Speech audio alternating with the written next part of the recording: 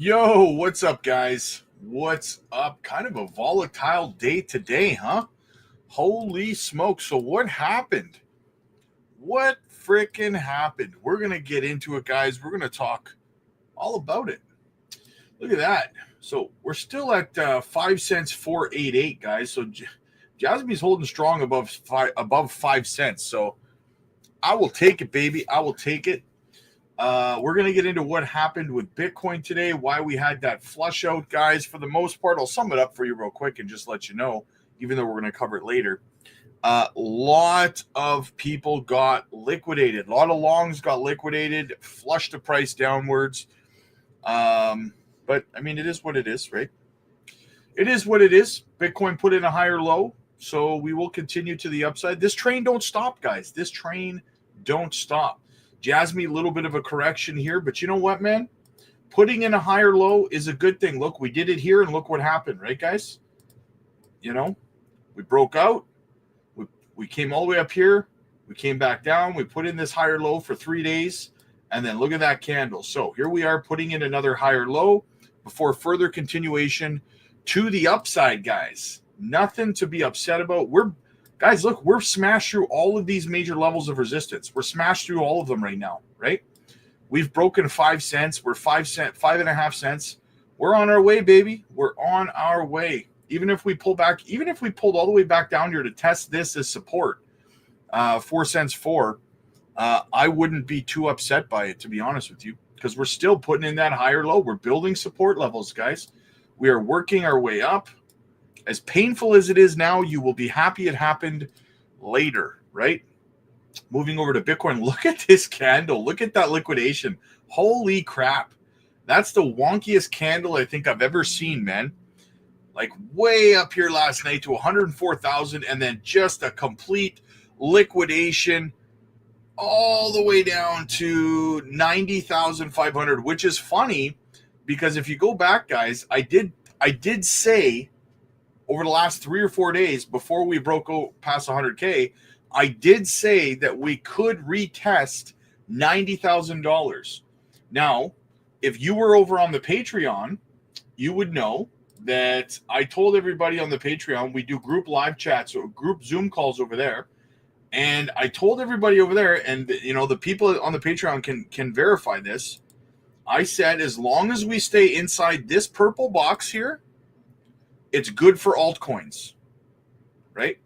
As long as we stay inside this box, we don't drop below this box.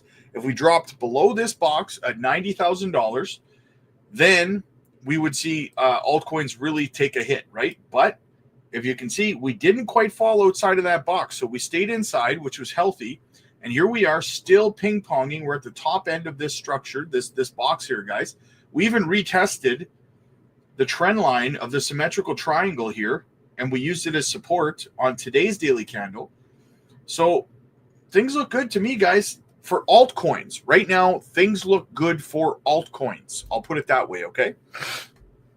Bitcoin suffering a bit of a correction, but this is good. This is what you need to take away from this. As long as Bitcoin stays inside this box and doesn't fall below here at $90,000, altcoins should be okay. So, and you would have known that because I said that over on the Patreon 2 days ago, right? That's why you got to get over to the Patreon. By the way, guys, real quick, just wanted to, happy little announcement over on the Patreon, guys. We had our first member hit 7 digits in their portfolio today. So congratulations to them.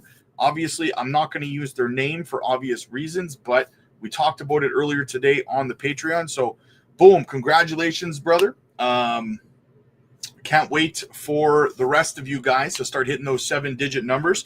Guys, if you want to be the next, you got to get over to the Patreon, man. The link is literally in the chat. So, we have our first member hitting 7 digits, baby. That's how we roll. So, all right, what else do we got? Let's go check out the crypto bubbles. Crypto bubbles. Jasmy up 34.4% still, 5 cents 474. Look at the volume, guys. Volume looks fantastic. 2.25 billion. You love to see it. You love to see it.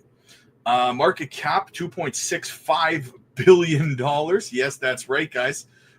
Listen, guys, like a week ago, we had like a week and a half ago, we had like a $900 million market cap. Now we have a $2.65 billion market cap.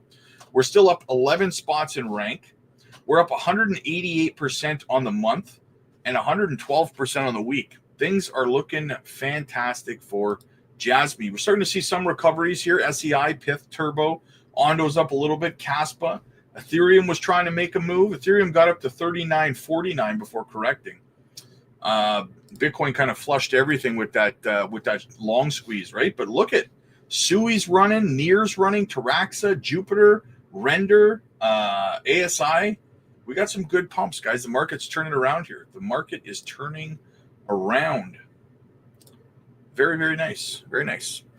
So let's get into the news here, guys, real quick. If you're new here, make sure you hit the like and subscribe. But also, guys, how we do things here, we cover the news, and then the second half of the stream, I go through the chat and I address everyone's questions, comments, and concerns. If you have a altcoin request that you want me to do some TA on or have a look at, there's a little tab at the top of the chat that says goals, and that is where you put your altcoin requests. All right, let's get into the news, shall we? We got a lot of videos to get through today, guys. A lot of content. Very, very nice. I'm thinking about making a video covering the entire congressional hearing that happened, I believe, yesterday. I might just record the whole thing and play it, or do a live stream. I'll probably play it during a live stream so we can watch it together. Maybe tomorrow or something I'll do that. But excited to work with President Donald Trump to modernize America's financial systems and usher in a new era of digital assets. Ms. Dixon, considerable work has been done to create a dollar-backed stablecoin, something that I'm very passionate about. I think it's time for this to happen. It's my hope that a payment stablecoin bill will pass through both chambers of commerce and will be signed into law by the president. What does this mean for the future of stablecoins, and what opportunities will this unlock for the average American consumer and small business if we get the stablecoin legislation done? Thank you so much, Congressman. I always thought that this stablecoin legislation was the low-hanging fruit, and apparently hasn't come out to be that, because we haven't been able to, with all the work that you've done, still haven't been able to get it through. I think that stablecoin legislation provides unique opportunity to be able to not only set the United States up as a leader, because we will be the first one who have come out and purposely set the direction, and also have 99% of the stablecoins in the world are U.S.-backed stablecoins. So we'll be stronger from that standpoint too. What Americans will be, and also folks outside the U.S. will be able to do, is send and receive value in seconds. That's stable, one-to-one backed value, and that is very, very important, not just to the creativity of what the financial system could be, but also just leveraging value that that others outside the United States couldn't hold. Very well. Thank you very much for your testimony, all of you. And with that, I yield back. Miss Dixon, by the way, is actually representative of Stellar XLM. So very bullish to see them testifying in front of Congress, guys, on stable coins.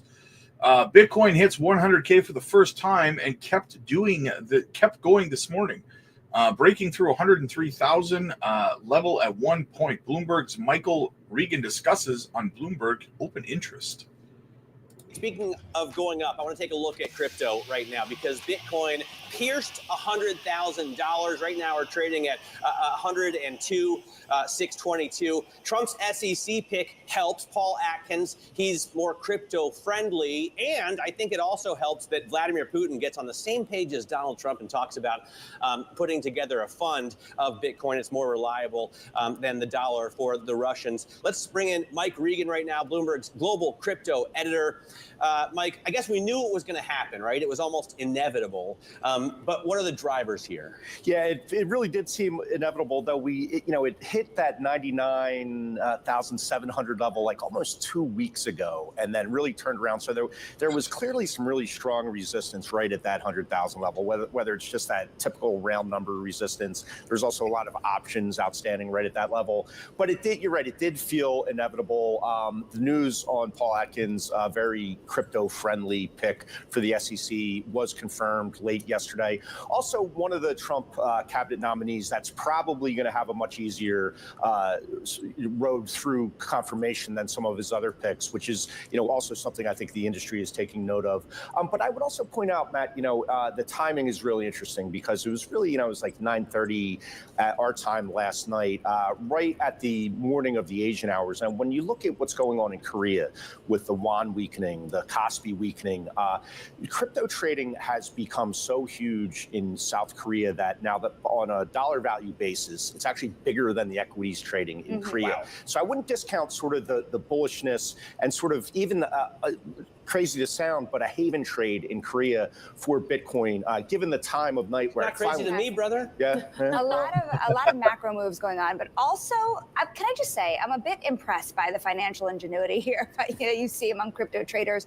Can you explain this arbitrage trade that's going on with MicroStrategy's notes? Yeah, it's sort of complicated, but to really boil it down to simplicity, MicroStrategy is doing two things. It's offering actual equity, secondary equity offerings, and these convertible notes. And it's become a very popular hedge fund and retail trade. Retail is very all in on the stock and just buying and going along the stock.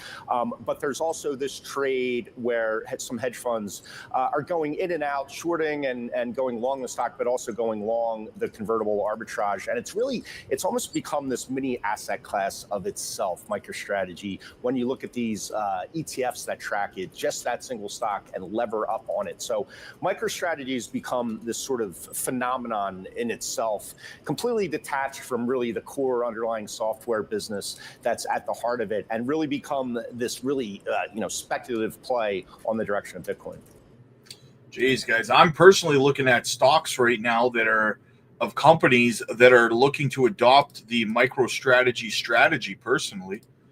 Damn rights, man. Stuart Alderati says, instead of standing down and pausing crypto litigations with new leadership just weeks away, Gary Gensler decided to file an 81-page brief in the Binance case yesterday, recycling the same failed arguments, including the absurd and unsupported claim that crypto has no inherent value. So Gary Gensler has decided to continue pushing this narrative in court, putting in new files into these current litigations they have going on, labeling crypto no inherent value. This guy just doesn't know how to read a room, right? I think that he does. I did say, guys, about when Trump got elected, I did say multiple times that my fear was going to be that Gary Gensler was going to start to behave like a bull in a china shop now. He was going to start pulling a temper tantrum because he lost in every fathomable way. He lost. He lost all his court cases. He's getting fired if he doesn't quit. Everything that he has tried to do to crypto is going to be undone inside of 6 months, right? So he's pulling a temper tantrum now, and he's trying to cause as much damage as he can in crypto before he leaves. But do your worst, buddy, because you're freaking out of here, man. You are out of here. Don't let the doorknob hit you in the ass on the way out, Gary. Just in, 725 billion, Bernstein says Bitcoin could replace gold over the next decade. You're not bullish enough. I agree. It absolutely could replace gold. We got a little bit of an Onyx coin update for you guys. So Onyx DAO says data for this weekend, November gas refunds have been exported. Expect your gas refunds over Saturday and Sunday. So if you're staking, guys, if you don't know what this is, we cover a lot of DeFi staking, especially over on the Patreon for Onyx Protocol, and you get like 35% APR right now, and you also get reimbursed for your Ethereum gas fees for staking and for voting on the DAO. So they're going to be doing this month. They're doing the gas refunds on Saturday and Sunday coming up. So this weekend coming up. So if you're expecting your gas refunds back, you will be getting it this weekend. So expect to see that, guys. Very bullish news there. Love to see them sticking to their word. Fantastic project, man. What else do we got? Just in, Charles Schwab, head of trading, says retail traders are embracing Bitcoin ETFs as a key investment. He's the firm's head of trading and derivative strategy. Joe, great to have you with us. We've been hearing the stories about all the money flowing into Bitcoin, and I think the question is for the market, from a market standpoint, is where do you think that flow is coming from? Is it, out of tech into Bitcoin as it once was thought? So here's what's interesting, Melissa, is there's been volatility at multiple sectors. It's kind of hard to say specifically, but where we've seen weakness technically would be energy, materials, and real estate. I think that's where you've seen kind of some of that movement out of those sectors and a little bit more into Bitcoin, specifically materials. I don't know if you can consider Bitcoin a replacement for gold, but there's been some investor talk about that. Is there more interest in sort of the Bitcoin ETFs or in the Bitcoin related stocks like a MicroStrategy or a Marathon? If you look at the Bitcoin ETFs, those are the most heavily traded because it's given access to retail, and MicroStrategy is doing the same thing. We traded 800,000 contracts today in terms of the options. So it's been a really big surprise and something that retail has really kind of adopted is the ability to kind of trade it through options and trade it through the ETFs. Joe, the evolution of the retail trade over the last 5 years is astonishing, I think, and good for them. But their ability to go from sector to sector and sort of turn on a dime, I'm sure you see it there. Their just navigation of what's been an interesting market. Yeah, I think that's a good point. When we look at our stacks report, basically it takes monthly movements and monthly buys and sells in client accounts. We do see that there's volatility in that sector move. I'll give you a perfect example. October saw information technology being the biggest sell, and then November was the biggest buy. So it's hard sometimes to kind of sit there and hold those positions. Maybe you should, but we've seen our retail traders really step up and trade those products quite a bit. Hey Joe, it's Tim. How about Mag 7 stocks as funding vehicles for the rest of the rally? And what are you seeing? Because I would have sat here a year ago and said, I don't think you're going to see 6 stocks be 30% or 7 stocks be 30% of the S&P ever again. They largely are. It's weakening, but it's happening. I think there's some truth to that. I mean, I really do. When I look at, our biggest buys and sells, we're starting to see kind of the Mag 7 roll up. Two names that come to mind right away would be Palantir. And then earlier you talked about MicroStrategy. Those are two, new entrants into kind of our net buys or our biggest buys for the month. So you're starting to see names like Tesla, Apple kind of fade a little bit just because you haven't seen Apple break out. It's kind of, it's at a new high, but it is within a range. And I think retail investors are looking at that and looking for other opportunities. Yeah, to be honest with you guys, I'm personally considering spot Bitcoin ETFs this bear market for myself. I talk about all my investment plans and strategies over on the Patreon, guys. So if you want to know, get over there. Paul Greywall says yesterday the SEC filed 81 pages, which is what we just kind of discussed, of 81 pages of arguments that secondary trading of BNB and 10 other tokens triggers liability under Howey. But they do not offer one word explaining how this same bogus logic somehow avoids ETH and BTC. Nope, because they can't. So, guys, Gary Gensler, despite the fact that Judge Torres and 2 other judges came to the conclusion that the secondary market sales of XRP and crypto are not security sales, and the fact that the SEC accepted that ruling, here they are in another case against Binance claiming that the secondary market sales of BNB token and 10 other cryptos are securities offerings. You can't make this shit up. This guy is high as a kite. Like, you'd almost think he's got to have some sort of mental disability or something at this point. Like, what the hell are you thinking? You know? Continuing on, remarkable. Here's the memorandum here. See if I can find real quick which other 10 tokens they're trying to name as securities. Scroll through it real quick.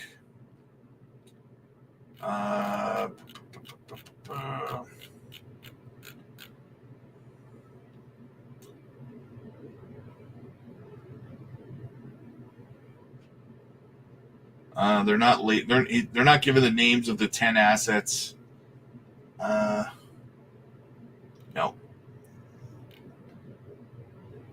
No, there's no list of names that I see for the 10 assets. This guy's unbelievable, though, isn't he? Like, it just doesn't stop. He just doesn't stop. He literally is leaving in like how much time does Gary have left? January 20th, right? So he's got what, 38 days left, I think. No, he's got more than that.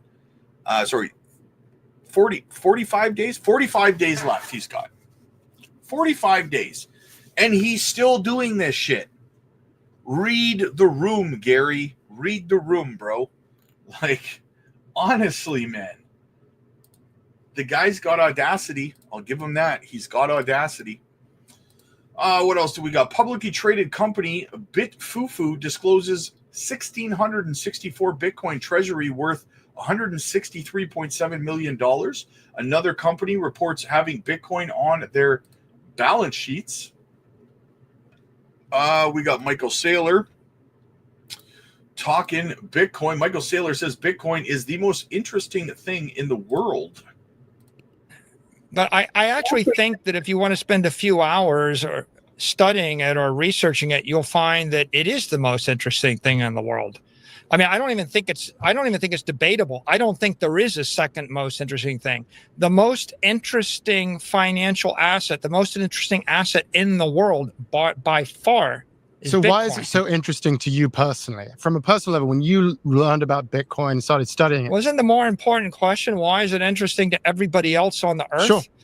Right? There's 650 million crypto people. It's the center of 650 million crypto people. There's 1,500 crypto exchanges you can trade it on. Any company on earth can trade with any other company with Bitcoin. It's on Saturday afternoon, if you wanted $1 billion of credit, it's the only place to get $1 billion of credit. If you wanted to panic sell or take $1 billion short position because of an Israeli missile crisis, it's the only thing you can sell $1 billion of. And on Sunday morning, if you want to reverse the trade, it's the only way to reverse the trade, right? NVIDIA is not trading on Saturday.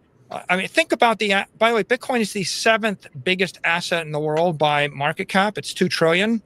But think about the ones above it. Microsoft, Apple, right? NVIDIA.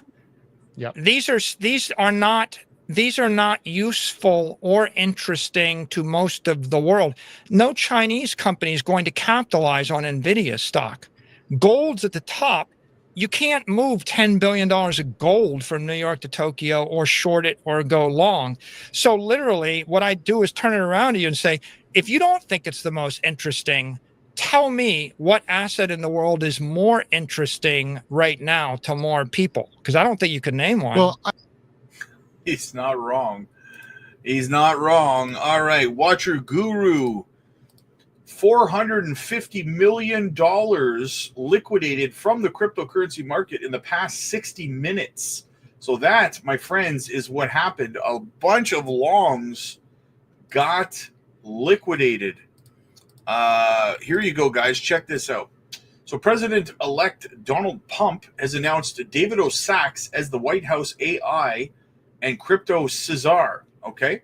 Now, here he is talking with Pompliano about Bitcoin. This is your new White House Cesar, David Sachs, talking Bitcoin. Listen up, guys. What are your views on Bitcoin, and how do you think of that asset given kind of the macro backdrop? Well, the thing that's interesting about Bitcoin, I've been interested in Bitcoin since I think I first bought it in 2012, maybe.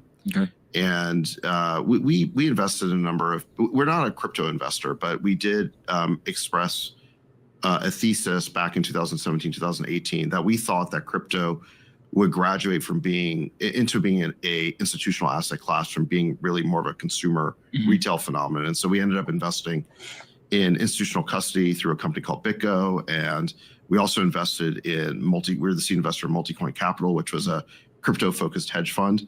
We basically believe that, that as crypto matured into an asset class, you would need specialized fund managers, of which we were not really. I'm a SaaS investor. But I'm like, but let's invest in these guys because they're focused on the problem.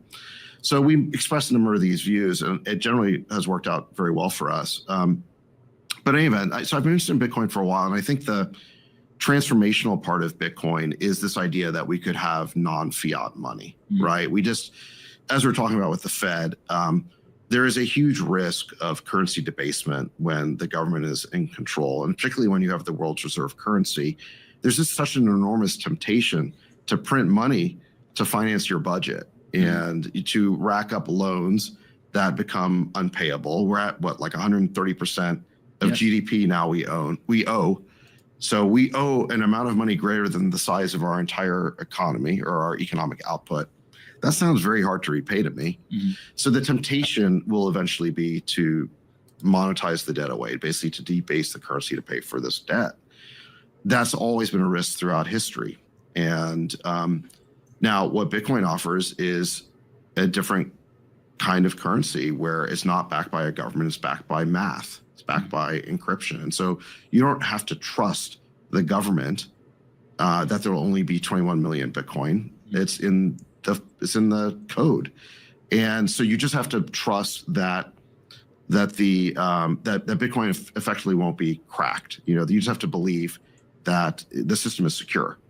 And I think a lot of people might over time gradually think that's a better form of money. Two other questions around Bitcoin. I guess one is like, do you think it could rise to become the global reserve currency? And whether that's 50, 100, even 500 years from now, like, is the expectation that there would be decentralized money as the core unit of account and kind of store value globally? Or do you think that we'll just get more and more fragmentation and there'll be fiat currencies, there'll be decentralized currency like Bitcoin? Maybe there's even these private currencies that some of these companies have tried to create. Like, how do you think this plays out? It's hard to know. I mean, Balaji's got this framework where there's basically only three currencies that have scale. One is the USD, sort of the USD American empire. Then there's China, the renminbi, and then there's Bitcoin in the sort of crypto world. And he thinks those are the only three currencies that can get to sufficient scale to be some sort of world reserve currency. I don't know what happens. I mean, I think the question is, can you get to something where Bitcoin is widely used without there being like basically a US dollar collapse or something catastrophic happening? I don't know the answer to that. I think there are sort of middle scenarios where, if you're in a country that had that with like a totalitarian government or something like that, or had export controls, or was extremely repressive, or is being invaded, going through a war, you'd want to move as much of your net worth into Bitcoin as you could, despite the price volatility, because it's portable. You could take it with you. So in that, it's the new diamonds, it's new gold bars, whatever. So there's sort of that store value argument, even short of it being a fiat currency. But I think it's interesting. It's what we're talking about. I didn't coin this phrase, but the separation of money and state. And if that happens, that would be as big an event as the separation of church and state. The church and state used to be intrinsically linked and combined. You couldn't really think about the two without them being together. Now we think about them being separate. I think money and state is kind of like that. We can't really think of money without the state, but Bitcoin, it's sort of this like sci-fi future where you could maybe have these two things decoupled. I don't know how long that takes. I don't, and it's very hard to know like what price you should put on that, which is why I don't like actively speculate on it, because I just don't know what the price level should be. Yeah. Do you still buy Bitcoin like over time, just as like, hey, I'm just dollar cost averaging, or is this something where, hey, I bought some early on, that's what I got, and I'm going to go focus on SaaS investing, or like how do you think about it? Yeah, so I have a position in it, and my view is kind of to set it and forget it. I've seen so many ups and downs at this point that I'm just like, look, I'm going to put this amount of money in Bitcoin, and it's some percentage of my net worth. I'm just going to leave it alone, and maybe it'll be worth nothing, but maybe this will become new money over the next 20 years, and in which case I'll feel really stupid if I didn't buy in at a much earlier stage. So I've kind of got like a little piece there, and I just leave it alone and don't try to figure out like these price moves. Last thing on Bitcoin is there's a very large portion of people in the Bitcoin crypto world that are Bitcoin maximalists. And so they believe, hey, Bitcoin is the only thing, everything else is a shitcoin, it's all going to zero. I don't think you're in that category given some of the investments that you've made.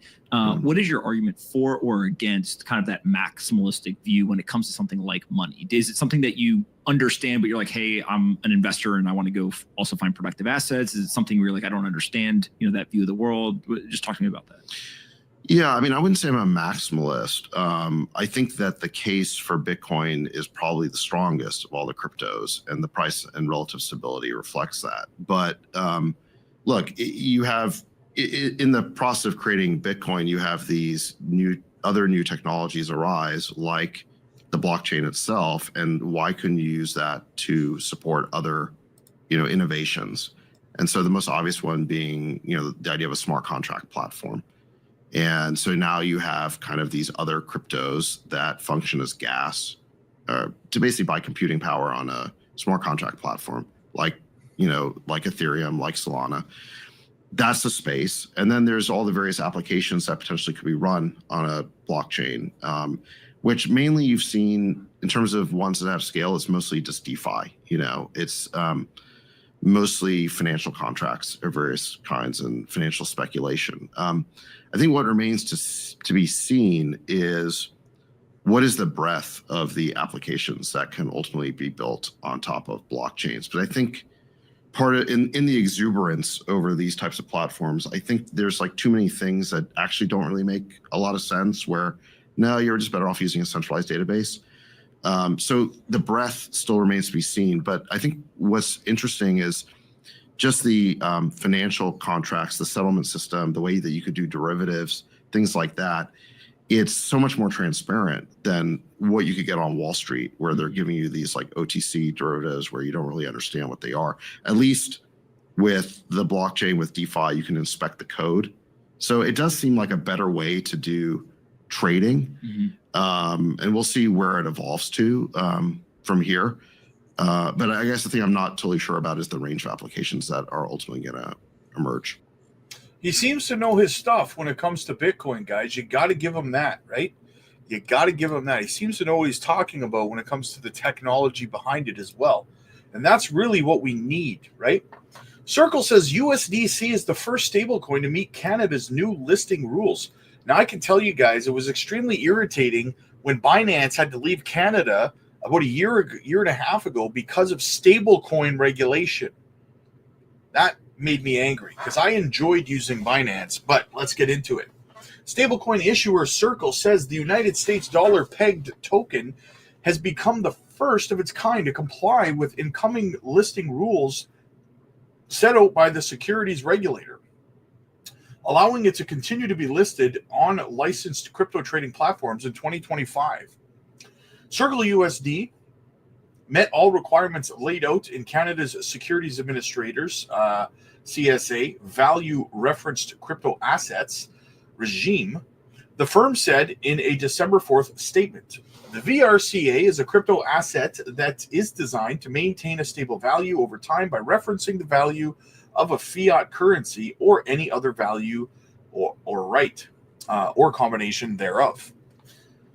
Any stablecoin listed on Canadian registered crypto platforms will need to be delisted if they don't gain compliance by the CSA by December 31st, 2024 deadline. So in Canada, the only stablecoin we're going to have pretty soon is USDC. We're not going to be able to use Tether anymore unless Tether gets in compliance. Something we're going to have to stay on top of, right? Circle noted it also reached full compliance with Ontario Securities Commission. The Jeremy Allure led firm hopes its Circle USD stablecoin can make cross-border payments and Canada's retail and institutional settlement system more efficient. So it looks like Tether's not going to be in Canada anymore, guys. Just in case, if some of you guys are in Canada and you're looking to off-ramp and stuff like that, when you take profits, you're going to have to make sure you roll those profits into USDC Circle stablecoin, right? Because Tether's not going to be legal to operate here anymore. Circle continue, which means basically that Tether's going to get delisted from pretty much all exchanges that operate in Canada. KuCoin, Newton, ShakePay, BitTrue, like all of them, right? Coinbase. Circle continues to expand its remit into other parts of the world, including in France, where its French subsidiary became the first stablecoin issuer to achieve full compliance within the European Union's markets in crypto assets, MiCA regulatory framework. So Circle's taken over. Tether is getting their butts whipped.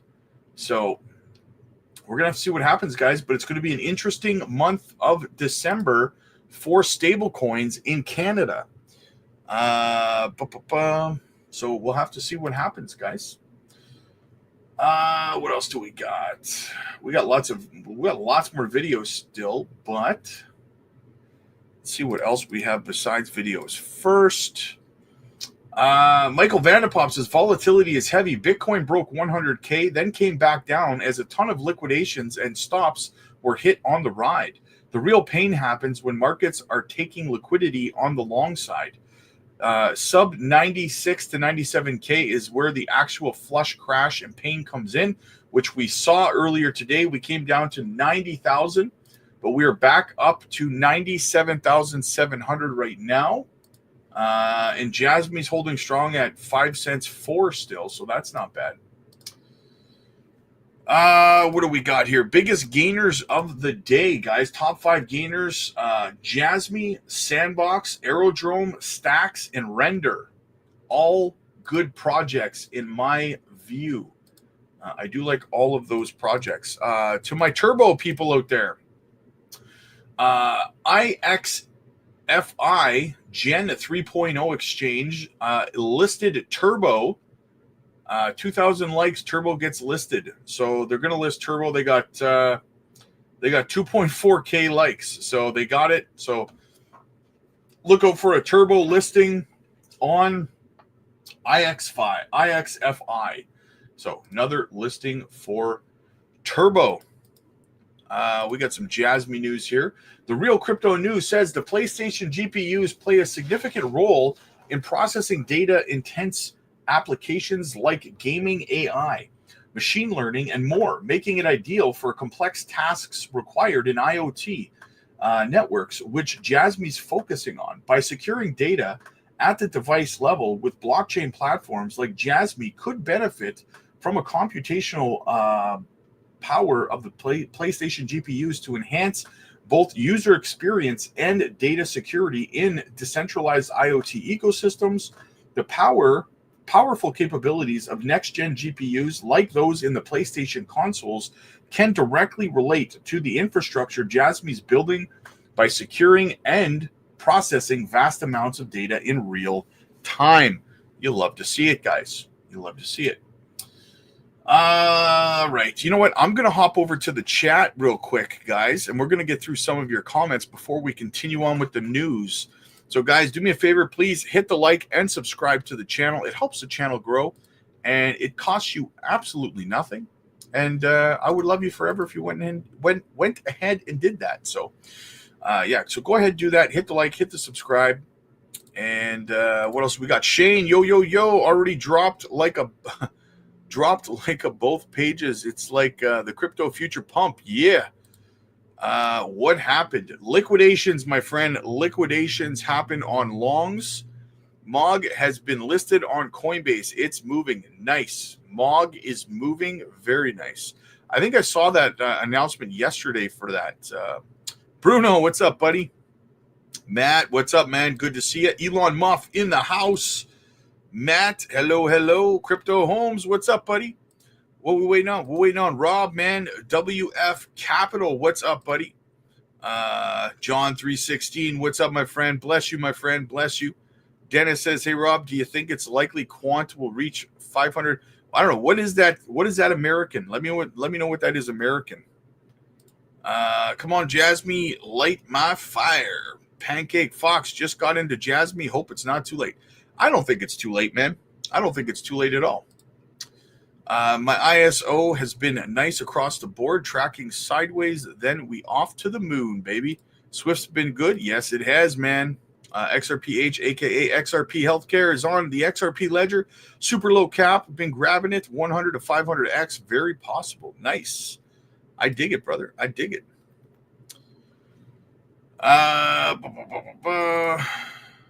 Relio tokenization of real world estate, low cap. Nice. Squirt Reynolds, Swift is down, but Jasmine's carrying my accounts. Yeah, that's the thing, guys. Things are going to pump, then they're going to pull back a little bit. They're going to consolidate. They're going to put in higher lows and higher highs. They're going to continue to do that. It's not just straight up forever, right? So, BTC liquidity cascade. Yes, Jasmine been fire. Got bags at 20. Wow, nice, man. To $17.60 with the data locker, and everything else is fire utility. I need to quit dusting off my bags to the moon. Retest 75K. I don't think we'll come down quite that far. I think 90K we kind of bottomed on that drop. So what do we got? Isaac, what's up, man? Good to see you, brother. Jack W in the house. Shane, always stay in the box. Yes. Funky's in the house. Square Reynolds, almost at 6. Nice. Fax says Bitcoin pushed past 100K this morning because Tether printed another 1 billion out of thin air. Yeah, I saw that. BTC heavily manipulated by an unaudited foreign scam stablecoin. There is no way the USA will use Tether after regulations hit. I agree with you, man. I mean, look, I just covered that Circle is going to be right now the only stablecoin in Canada. I wouldn't be shocked to see the same thing happen in the States. Ripple's RLUSD as well, but I think Tether's going to be out of the States as well. You're going to start to see, they need to do it slowly though, so that liquidity can slowly transition from Tether over to other stablecoins, right? That way we don't see a complete collapse because of the market cap of Tether, right? Are you considering Apple to adopt Mike's strategy? Not until Apple says anything. No, I'm looking at Microsoft. Big Watch Dude, what's up, man? Good to see you, brother. Good to see you. That Pulse Playa, my guess is people will sue Gary Gensler after he leaves and is out for good. I agree with you, man. I agree. Isaac, thank you for the super chat, brother. I appreciate you and all you do for the community. If you want, if it wasn't for you, I wouldn't know nothing about crypto. Thank you. Hey, brother. Thank you for being a part of this community, Isaac. I enjoy our conversations very much, brother. I see you. I see you in the Patreon group Zoom calls every night. I see you there, man, even though you don't talk. I am aware that you're there, brother. All right. What else do we got here? I'll get back into the chat.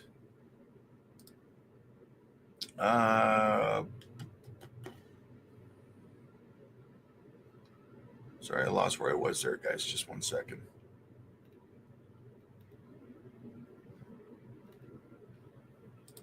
Matt says, no inherent value, yet people buy it and want to hold it. There's a demand for it. Brings the tech space to Web3, and it will be used for all sorts of different purposes because it has no value. Okay. Okay there, Gare Bear. Alex, hey, bro, what do you think Jasmine all-time high will hit what month next year? Probably somewhere around March. Gary is 100%. Nice. I almost said that. I almost said it. The audacity. Note the orange tie. Yes, I saw that. Talking about Michael Saylor, right? What experience does that dude have? Well, I mean, he seems to know his stuff, right? Be careful with scammers around the time of the market cycle. They know it's bullish, and so should you. Not financial advice. What does PayPal have to do with crypto? Well, PayPal has their own. Do they have a stable coin? Don't they? I'm pretty sure they have a stable coin. Scammers claim early adopters are are eligible to claim rewards as being part of the ecosystem committed engagement. Yeah, be careful. There's going to be a lot of scammers coming out, guys, for sure. Anything worth still buying into. There's lots of stuff still worth buying into, for sure. For sure there is. Hey, Rob, will you guys have access to RLUSD? I'm not too sure. That's a good question. Right now, I don't know. Maybe. It depends on if they meet regulations, right? Hara just made some announcements. Let me go see. Let me go see his account right now. Yeah, that partnership. Hara announced a partnership with IOTEX, but we covered that in this morning's live stream. But he made another announcement here. What is this one down here?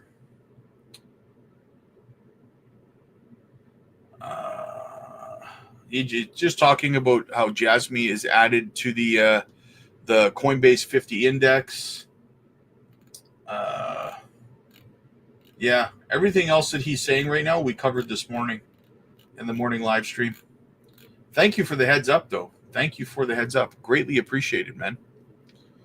Metal detecting. What's up, man? Quick hello. It's nearly 3 a.m. here in England. XCN in a bag. Nice. Get some sleep, my friend. How high do you see Jasmy going this bull cycle? Potentially could hit $1, but I would be exiting between 40 to 60 cents, to be honest with you. Pump 2 on last night's live was epic. Yes, that was amazing. That was a fantastic live stream. When will XCN take off? And what I don't know when it will take off. That's could be tomorrow, could be today, could be tonight, right? It's primed. What's your price target for this upcoming bull run? I think it could get back to its all-time high of 18 cents, to be honest with you. But I will be leaving sooner than that, though, significantly sooner than that. Tiger, is Jasmy forming a lower high on the 4-hour time frame? Let's go have a look. Let's have a look on the 4-hour. I mean, it depends when the candle closes.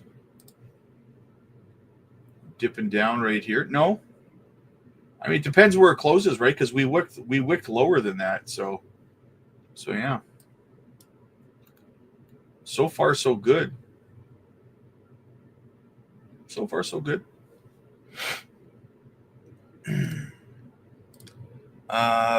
Yes, that's what it is. PayUSD. That's PayPal's stablecoin. Yes, I thought they had a stablecoin. Facts. Turbo pushing close to that 1 cent area and will be listed on Coinbase. So expecting some massive pumps real soon. That's what she said. Facts. Yeah, good one, brother. Good one. Yes, I agree with you, though. I agree with you 100%. I'm jacked up about Turbo. I bought some Turbo for my father-in-law about 3 days ago when it was down, and he's sitting pretty now. So, and it's going to be sitting even prettier now. So, yeah, I agree with you, though, Facts. Look for a big pump getting listed over on Coinbase. Bobby D with the super chat. Rob, I wanted to say thank you for all your due diligence and hard work. Appreciate you, brother. Bobby, I appreciate you too, my friend. I appreciate you. I appreciate you for being here every single stream that you can. It really does mean everything, guys. It really does mean everything. You know that? This community has been just absolutely amazing. It's absolutely amazing. So thank you so much, my friend. Dan, up or down? Sideways. That's what she said. Gotcha. Got your back, Facts. I keep missing your streams due to that day job. Got to catch up. Yeah, I do them now. I do them every day, twice a day, 1 p.m. and 8 p.m. Central, 7 days a week. So, California Hot Boy, how high do you think Jasmine will go this bull run? Like I said, it has the potential to go to about $1, I think, but I would make sure I was exiting somewhere between 40 to 60 cents. Personally, you guys know me. I like to front run the market. I like to get out ahead of everybody else. So if we're at 45, 50 cents and everybody's calling for $1, it's time to get out, right? We saw what happened with Dogecoin in the last bull run, guys. Dogecoin hit like 72 cents, and then everyone was calling for $1 and it collapsed, right? So get your money and get out, guys. Don't be trying to linger longer than you should to try to get the top. Never try to get the top, right? If you're up bigly, just take your money and run, guys, right? If you need help with that stuff, guys, get over to the Patreon. We literally help you design exit strategies and help you figure out when you should be taking profits based on the size of your bag. So get over to the Patreon. The link is down below. Schedule a one-on-one coaching session with me. I mean, hell, after this live stream's over, I will be live over on the Patreon. We do live group Zoom calls over there. So get over there, get your questions answered, get the help that you need, man. How many times today have you been asked how high Jasmine will go this bull run? 27 or 17.27 times. See what I did there? 17. Funky Peanut making some noise. Is Peanut running? Is Peanut making some noise? Let me see what Peanut's doing. Peanut. Oh, yeah. Peanut's up almost 15%. Nice, nice, nice. Guys, we did amazing on Peanut. We did a swing trade on Peanut when it launched. We, over on the Patreon, we made 1,600% return on that one, man. Crazy. MDRZN, there's a big something in the air. 2025 may be the greatest wealth transfer. Oh, you got it, brother. You nailed that. Absolutely. You better ask somebody. Tony, how are you feeling about Sui? I am ultra bullish on Sui. Guys, listen, I'll give you a little tip, okay? A little preview over on the Patreon. Sui is one of the top projects I will be filling bags on in the bottom of the next bear market, because I believe the next cycle, Sui is going to be this cycle's Solana, right? I could see Sui hitting a couple $100 in the next cycle. So I will be filling my bags on Sui for sure through the next bear market. Stuff like Proppy as well. It's going to be huge. That's what she said. Lily, how are you, dear? Good to see you. Greg, XCN and 16 million reasons to hold to 5 cents. Hells yeah, brother. It ain't hopium, just feel it. Yes, hey, I'm with you, man. I'm with you, brother. I'm picking up what you're putting down, man. Do you think Jasmine will really hit 40 cents to say? Yes, I do. Yes, I do. You'd be surprised how fast something moves, especially after it starts hitting. It's at 5 cents right now. It hit 6 cents today. The higher things go, the easier these numbers are to attain. I mean, look at XRP. It went from like 45 cents to like almost $3, right? Like $2 and like 90 something cents in like 2 weeks, right? Things can get pretty crazy in a bull run. So yes, absolutely. Thank you for the info and analysis. Always, Rob. Thomas, I got the fries that across your eyes, brother. I got your back as always. Guys, make sure you're hitting the like and subscribe to the channel. Would mean everything to me, like I said. So I'm going to get back into some of the news. We got a lot more news to cover. I just wanted to take a little break there and cover some of your comments and stuff. So I'm going to get back over into some of the news now. Okay. So Rob knows how to call him, guys. Yes. Thank you, Matt. Absolutely, brother. Absolutely.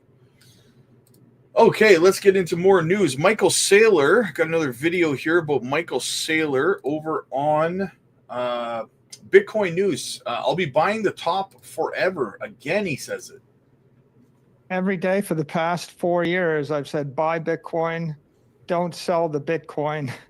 I'm going to be buying more Bitcoin. I'm going to be buying Bitcoin at the top forever.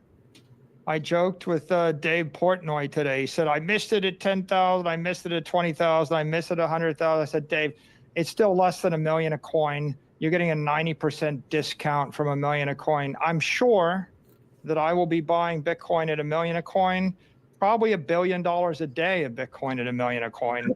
And so I think it's a very simple idea. It's just keep buying Bitcoin with your spare capital. It's going to appreciate against the dollar forever. So, Michael, so if I don't own Bitcoin, though, and I'm listening to this, your advice is buy here or no, wait for a pullback? And then when I do buy, Michael, your advice to folks who are listening about how to do that, what do they buy? You know, do they dollar cost average into Bitcoin? What's your advice? I think you should think of Bitcoin as a long-term capital asset. So if you have money you don't need for 4 years, or even better yet, for 10 years, you put it into a portfolio. You might hold scarce desirable real estate. You might hold your favorite artwork. You might hold some portfolio of companies you're going to hold forever. I think a part of that is Bitcoin. So I say dollar cost average into Bitcoin every quarter, sweep some long-term savings into Bitcoin, expect to keep it there for a decade or longer, and don't get too worked up over the volatility in the near term. Well, and Michael, you know, you kind of alluded to this, that you don't try and time the market here. You're just going to, the strategy through MicroStrategy is to just keep buying consistently, regularly, no matter what the price is. Yeah, I mean, I look at it like Manhattan real estate, the year is 1650. And if you had a chance to buy it in every decade from 1650 to today, wouldn't you just keep buying it? If you didn't have to pay property tax and you could hold it, you would just keep accumulating it forever. There's never a bad time to buy it. There's a Sailor tracker. You can look at it. It just shows we bought at every price point, every quarter, at the highs, at the lows, at the mids. I bought it every week for the past 4 weeks in a size billion or more. I'm going to just keep buying it. And it's not that complicated. I expect that it'll be the most valuable thing in the world 100 years from now. So why wouldn't you just keep accumulating it? Michael, we've talked a little bit about this before, so I want to just re-up the question before we move on. When you've likened it to Manhattan real estate, you collect rent on it, right? So at some point, do you somehow, monetize the Bitcoin that you hold in some way? Yeah, well, imagine I gave you the chance to buy 40 city blocks of Manhattan real estate 100 years ago, but there were no buildings on it and there was no rent associated with it. But you knew it was going to be the greatest city in North America and you could buy it and hold it. It's, you would still do it, just like you might buy Alaska in 1867, even though there's no rent on it, because you think that over the next 100 years, someone else will find a way to take advantage of it. With Bitcoin, it's cyber Manhattan. There's 8 billion people that have money. They're not going to live there, but they're going to put their money there because everybody has to park their money somewhere. And so you're just buying one block out of 21 million of all the capital in the world. It'll be the center of the digital economy. You may not know the applications, but there are applications. MicroStrategy makes a lot of money by holding that digital property. We're generating massive amounts of shareholder value from that. So you don't have to understand how we do it. You just need to hold your Bitcoin and let us drive the price up. And Michael, obviously the move since the election has been powerful. Trump is moving back into the White House. He clearly positioned himself, as an ally of Bitcoin, an ally of crypto. What would you like to see, Michael, his priorities be now, his policy priorities? Well, I mean, I think low regulation, low tax, pro-innovation policies give people, specifically with regard to digital assets, if we have a digital assets framework that supports digital commodities, digital securities, digital tokens, digital ABTs, digital currencies, digital NFTs, so that people can innovate in the United States of America and spread those assets everywhere in the world, I think that'll be good for the world and good for the United States. Michael, I'm curious because we've talked to some of your peers in the crypto industry who have talked about maybe some of the friction at times that they have felt when they've been trying to buy crypto assets under the existing regime, under Gary Gensler at the SEC, for example. You guys have obviously accumulated an awful lot of Bitcoin at MicroStrategy. Has there ever been that kind of friction? Have you seen those regulatory obstacles to what you've been doing? Well, I think Bitcoin is the one digital asset that has the most regulatory clarity in the world because there's general universal consensus that it's a digital commodity.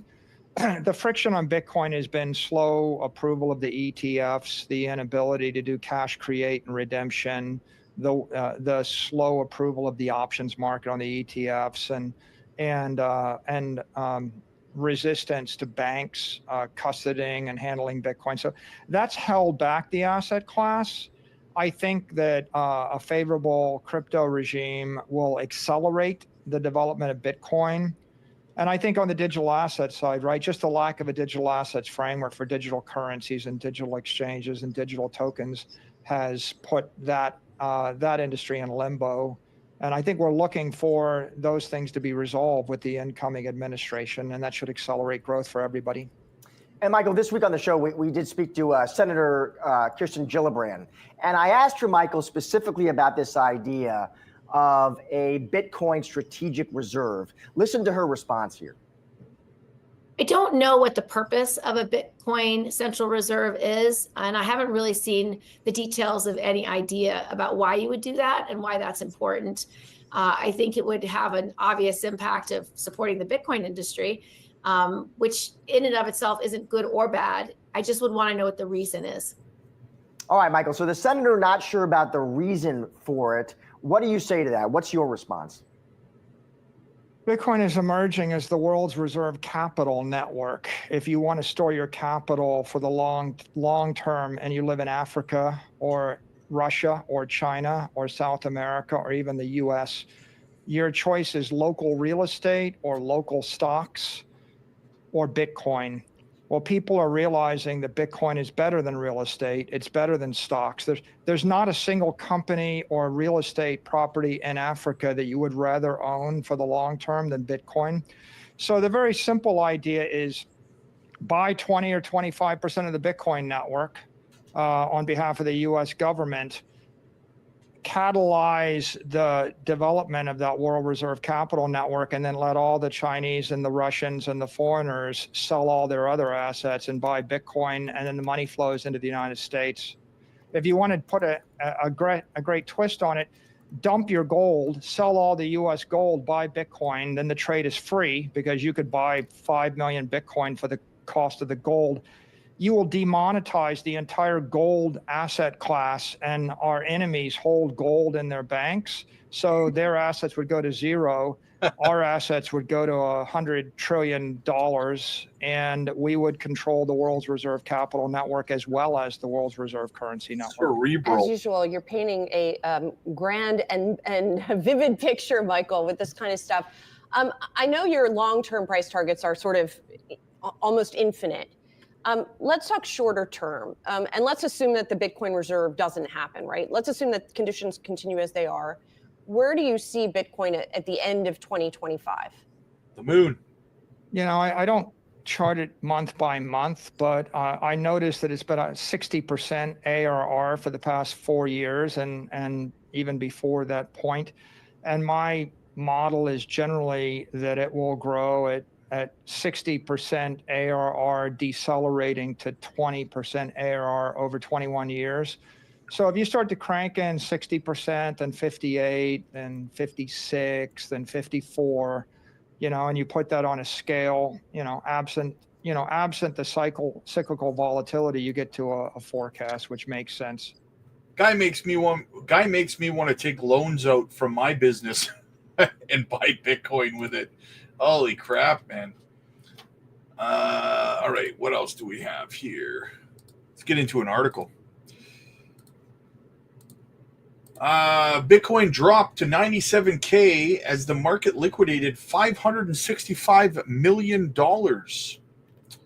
Bitcoin shrank under the 100K psychological level after hitting a new all-time high yesterday. The Bitcoin market was liquidated to more than $500 million just in a day. The crypto market has seen massive market liquidations of up to $565 million on Bitcoin alone, as the coin reached new all-time highs of $103,900. The total of the day's market liquidations reached $1.09 billion, which was led by Bitcoin and followed by other cryptos, including others is 120 million in Ethereum, 107 million, and Ripple's token XRP 54 million. The long positions have dominated the liquidations by over 814 million, while the short positions was only 280 million, with 208,505 traders liquidated. OKX has seen the largest single liquidation of $18.94 million. Macro CRG, in his X post on December 6th, says this is the biggest liquidation event since August. The managing partner of Hartman Capital, Felix Hartman, in his post on X, also noted that the first flush of the market after reaching the new price of 70 had a 70% chance to end and 30% chance to go lower. After weeks of stumbled price, Bitcoin reached $98,000 level. Yesterday, suddenly the price breaks the target of $100,000. The market expected to happen before 2024's end. The price rose again and made a new all-time high of $103,900 after the surge of more than 5% in the day. The U.S. President-elect Donald Trump even celebrated the event by congratulating the Bitcoiners. Congratulations, Bitcoiners. The liquidations show the market enthusiasts, but other price targets is still a long way to go. Bernstein Research has an ambitious bullish target of in 2025 of $200,000. Founder of Cardano, Charles Hoskinson, projects that the price would reach up to $250,000 in just 2 years. He believes that the target price is the lowest target to achieve, yet the highest target is $500,000. Where will Bitcoin end 2025? That will be very interesting. All right, what else do we have? Check this out. Cointelegraph, Asian MicroStrategy, Metaplanet sold all of its Bitcoin holdings today. How about that, guys? They had a whole bunch. They were accumulating like crazy amounts of Bitcoin. They were being considered the Asian MicroStrategy, and they went ahead and sold their Bitcoin today at $100,000, passing the title to Japan's Metaplanet. Oh, Metaplanet didn't. Sorry, Metaplanet is now the primary holder. Mietu sold all of its Bitcoin. So this leaves Metaplanet as the largest holder of Bitcoin in Japan. It's 1,100 BTC reserves. So there you go. Very, very big sell-off there, guys. We got another video here. Dragon Bitcoin. 100K Bitcoin is making them say things that they haven't said before. What, the history of Bitcoin or what's happened of late? I mean, well, both. Okay, let's give it a go. Bitcoin was founded after the financial crisis by Satoshi Nakamoto, and it was in response really to the financial crisis and the way in which central banks started to print money to solve their problems and therefore devalued or debased all of the fiat currencies, pounds, dollars, euros that we live our lives by. And the key thing really about cryptocurrencies and Bitcoin in particular is that there is a finite supply of it. The supply is defined by an algorithm that can't be changed. It is in fact still increasing more slowly at the moment than initially, but there will be a moment where it cuts off, and there cannot possibly be any greater supply of that, and that's why it has this value, I guess, that people care so much about, because it won't be able to be debased in future by printing money and just increasing supply. The issue with it, of course, is it's not particularly useful at the moment. You can't go down the shop and say, can I pay for this in my Bitcoin? See, that's a common mistake a lot of these people that don't understand Bitcoin and crypto make. They're like, well, you can't go spend it at the store. It's not supposed to. Bitcoin's not money. It's not money. What's his name? Jay Powell said it best yesterday. Bitcoin's not trying to compete with the dollar. It's competing with gold as a store of value. These people don't understand that. They say, well, I can't go down to the store and spend it on a chocolate bar. You can't. Go take a brick of gold down to the store and try to buy a chocolate bar with it too. Go try to do that. Even just go take a gold coin, right? Take a 1 ounce gold coin to the store and try to buy milk with it and see what they say to you. You can't use it. They can't take it, right? So it doesn't make any sense for them to make this argument. Like it's so stupid. It's not trying to replace money. It's trying to replace gold, right? All right, what else do we have here? Bitcoin's aggressive 100K rise will bring out the holiday effect. Bitcoin's recent 100K milestone has many speculating about the timing. While Q4 is generally a bullish quarter, the surge in Bitcoin's price reportedly came on the back of increased institutional demand and strong buying activity from the U.S. Buying pressure coincides with the holiday season, which may enhance market euphoria due to the holiday effect, with the phenomenon intensifying a BTC price before 2024 ends. Bitcoin's price surpassed 100K in December 4th for the first time, leading to celebrations within the crypto community. Bitcoin maintained the range before dropping under the crucial level on December 5th, according to Crypto Quant data. The rise was on the back of two things: institutional demand and sustained buying by U.S. investors. At the time of writing, CoinGlass notes Bitcoin's 24-hour range between 92,900 and 103,600. However, there is one reason to be optimistic that Bitcoin will break the upper band due to the holiday effect.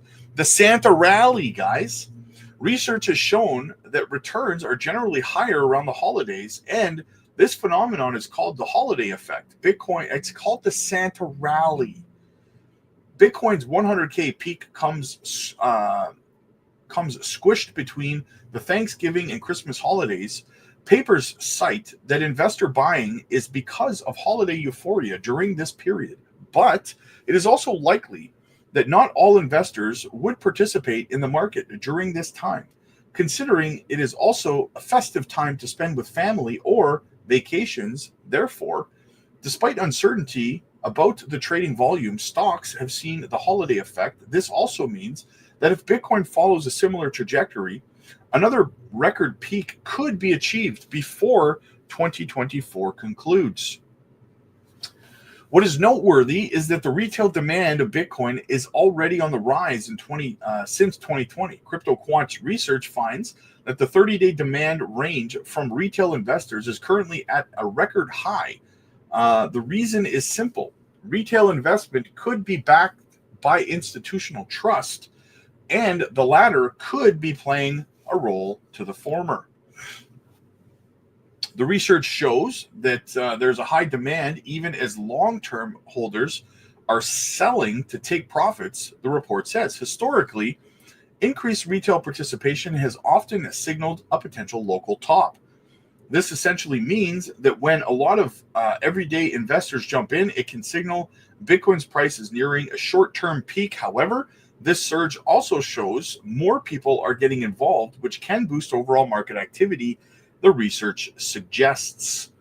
The research underlined two potential scenarios. One, where Bitcoin's price moves sideways as retail enthusiasm cools off. Second was if Bitcoin breaks the 100K mark, and since it did, the prediction is of another wave of excitement, potentially leading to a euphoric market phase where prices climb quickly. The key is to watch how retail and institutional investors interact, as it is about long-term adoption. Avish, co-founder and CEO of Pi42, told Cryptopolitan its 100K milestone comes in a year that has seen Bitcoin more than double, including a 45% advance in less than 4 weeks following Pump's presidential victory. He also reminds us that it has been 16 years since Bitcoin was created and signals mainstream adoption. Sumit Gupta, co-founder of crypto exchange CoinDCX, believes that 100K mark is not a number, but a psychological breakthrough. Bingo. What do we got? Oof, Jasmy's taking a hit on the 4 hour, guys. Ooh. That's okay, though. That's okay. We're dumping right now, guys. We are dumping. Abandon ship. No, I'm just kidding, guys. I'm just kidding. Take it easy. We'll wick back up. We will wick back up before this candle closes. You watch. Quote me on it. We'll see tomorrow. All right, let's get back into the chat. Simple Animal. Bull run should last till March of 2020. Oh, yeah, for sure. Quan, $600. I could see Quan hitting $500-600 American. Yeah, I could see that. Jasmine's oversold at the moment. Future millionaires, we will bounce back to 6. Yes, absolutely. Warbucks, you are correct. Nick, what's up, buddy? How high you think Jasmine's gonna go? I'm new and I don't believe you. River, what's up, man? Good to see you. Lily Sailor, a hoarder in a good way. Yes, absolutely. Possible $1 this bull run, just my opinion. With more than one sailor buying BTC than ETH and so forth, it could balloon every major crypto. Yes. We are seeing a bit of a sell-off on Jasmy right now, though. For being as bullish as Sailor is, he always looks so bored and irritated explaining. Yeah, you know how many times a day that guy probably has to explain Bitcoin to people? I would probably tut and sigh and stuff like that every time I did, too. Peter Schiff's punch in the air with that. Yes, Thomas. Yes, you're absolutely right. Okay, get back in Jasmy. Yeah, it's a good time to get back in Jasmy. It's pulling back right now. 5 cents even. Bitcoin was the beta test. It will be flipped probably eventually. Not this year, not this bull run though. Red candles on the hourly for Jasmy. Yep. On the daily as well. If the store was smart, they would take it. Yeah, no kidding. Yeah, they just hire these poor kids and stuff like that. They're like, I don't know what to do with that. Val, what's up, buddy? Jasmy about to pull back hard. Yeah, it is. Thanks for holding my bag. Sold at 5 cents 8. Support at 4 cents 4. Yeah, you know what, man? It's gonna wick back up. Like we see this all the time. We literally see this all the time. Hard pullback. We're not wicking back up. We'll see. That's what they always say. You're silly, bro. I sold at 5 cents 8. I've been in Jasmy 4 years. When Jasmy gives it, always takes it back. It always takes it back. It always takes it back, does it? Why doesn't it come back down here then? What happened? Why doesn't it come back down here if it always gives it back? Doesn't look like it gave it back. I just debunked your statement. Bro, pullbacks are needed. Yeah, healthy. Yep, absolutely. Val, I got to be honest with you, man. A couple of months ago, you were in here and you were shilling. What were you shilling? Mobile. You were shilling mobile, saying it was going crazy. It so did not. I think it pulled back probably a couple 100% since you were shilling it. So I would pull back a little bit on giving financial advice, man. XCN is the next to run. Absolutely. No, it didn't because I bought it. And it did not, my friend. It did not. No, it didn't. I bought it, and it did nothing but go down. MOG listed on Coinbase. Jasmy going to 3.7 cent retest. Light drop. I'm a Jasmy going back up. Let the paper hands sell and then get out of the way. I haven't been in Jasmy long enough. You don't even know how long I've been in Jasmy, man. You have no idea. Bro, do my research on mobile. Bro, you shilled it. I bought it around the same time you were shilling it, and it's done nothing but drop. I'm still holding it, man. So you can sit here and claim that it went up 300% since you were shilling it, but I was buying it at the same time, and it's been nothing but down, dude. So I don't know who you're trying to convince, but You know, hitting on a project he was supposedly taking profits on. Yeah. What do we got? Another, I've been in longer, so he knows better. Yeah, that worked out really good for Crypto Nation, right? Worked out really, really good for him.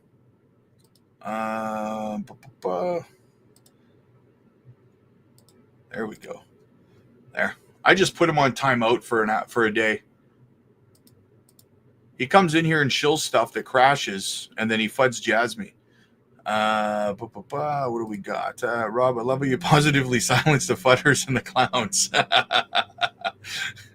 Yeah, you got to shut them up. You got to shut them down sometimes, you know. Don't waste your time on this clown. Bought at 2034. I'm in at 11 cents, so technically, nice. All right, what's Bitcoin doing? It's funny, Jasmy's having that little bit of a pullback, but if you look over at Bitcoin's not pulling back anymore. We're just kind of stabilized above the symmetrical triangle there.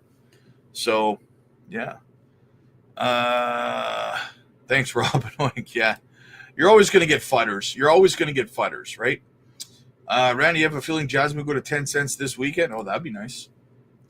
Retest of 5 cents. It looks like we might hold there. Yeah, well, we're at 5 cents right now, guys. I wouldn't worry about it. Like I said, we'll wick back up.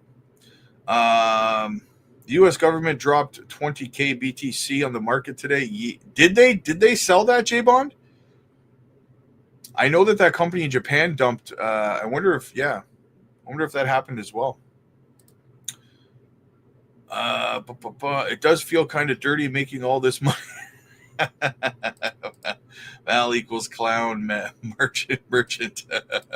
Holding, yes, holding. Just joined. Don't know how long you've been live. I've been live for about an hour and 35 minutes. Thank you so much, my friend, as always, for your support of the channel, brother. It always means so much when you support the channel, guys. It really, really does. Every little bit helps. The large super chats, the small super chats, it all means everything, guys, because for me, it's the sentiment behind it, right? And that means everything to me. So yeah. What else do we got? They sold a lot. Yeah, good old Biden dumping on retail, right? Just before pump gets in. XCN consolidating. I like what it's doing. Yeah, XCN put in a higher low, and now it's just consolidating. Exactly.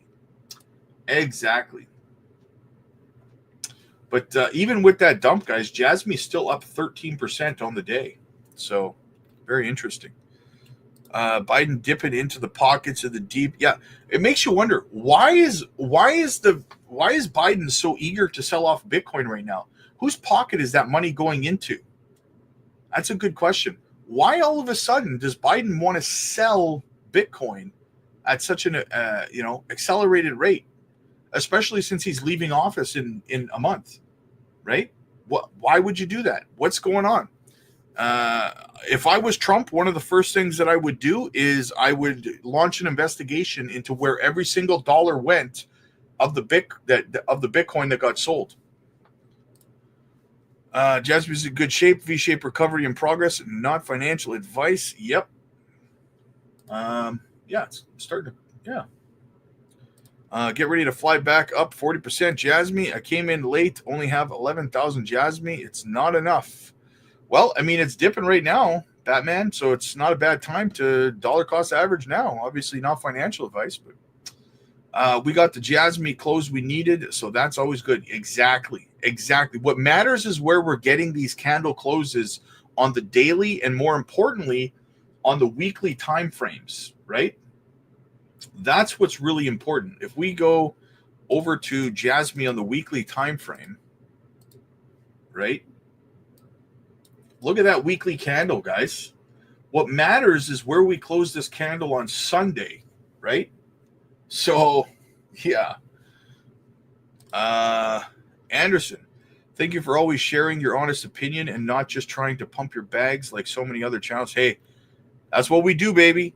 Like I said earlier, guys, at the beginning of the stream, today on the Patreon, we just hit our first 7-digit member over on the Patreon today. Our first millionaire over on the Patreon. The Patreon has only been live for about 2 months, and we already have our first millionaire over there. So congratulations once again, brother. Guys, you got to get over to the Patreon and jump into these. I'm going to be live over on the Patreon. As soon as I'm done this live stream, I'm jumping over to the Patreon, and we're doing a live group Zoom call over there. So get over there, guys. The link's in the chat. Biden's getting a good percentage of those. So yeah, no kidding. Samuel, Biden needed to sell a Bitcoin for dementia medication. I'm shilling my new project coin is called Ain't Gonna Rug. Trust me, bro. The Dems are doing all they can to leave Trump with a train wreck. Yeah, no kidding. What do you think about XYO? I am bullish on XYO. It's a fantastic project, great utility. I do like XYO. They're trying to start, of course, to drop BTC on the markets just to hurt Trump's plans. Yeah, 100%.